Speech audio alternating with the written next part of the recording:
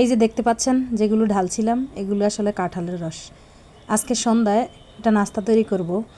বাসায় কাঁঠাল, ঘরের পাকা কাঁঠাল খাচ্ছে না বাচ্চারা, কিভাবে খাওয়াবো এদেরকে সেই কৌশল অবলম্বন করার জন্য কাঁঠালটাকে আমি একদম ঘষে মুথে ছেলে নিয়েছি। কাঁঠালের রসের সাথে কিছু নারকেল আর একটা ডিম ভেঙে দিছি, পরিমাণ মতো একটু লবণ আর একটু ময়দা, সাথে একটু চিনি দিয়ে মেখে নিচ্ছি। একদম খুব বেশি শক্ত করে মাখবো না, আমি ডোটা একটু সফট রাখবো যাতে পিঠাটা বড়ার মতো হয়ে যায়।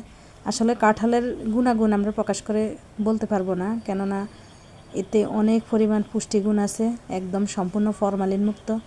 তারপরও কেন জানি কাঁঠালটা একটু নরম হয়ে গেলে বাচ্চারা পছন্দ করে না। তাই আমি ওদেরকে সন্ধ্যার নাস্তা বানিয়ে খাওয়াবো আজকে কাঁঠালের রস দিয়ে। এমনিতে কাঁঠাল খেতে চায় না নরম হয়ে গেলে, সেজন্য আজকে এই কৌশল অবলম্বন করা। অত্যন্ত সুন্দর এবং দেখতে খুব ফুরফুরা হয়ে গেছে আমার কাঁঠালের পিঠাগুলো। তেলে ভেজে একদম ব্রাউন কালার হওয়ার পর এখন একটা একটা করে তুলে নিচ্ছি। আমি এর আগে এভাবে কাঁঠালের রস দিয়ে পিঠা বানিয়ে খেয়েছি, খুব মজার। যারা এখনও খাননি আমার ভিডিও দেখার পর খেয়ে নেবেন।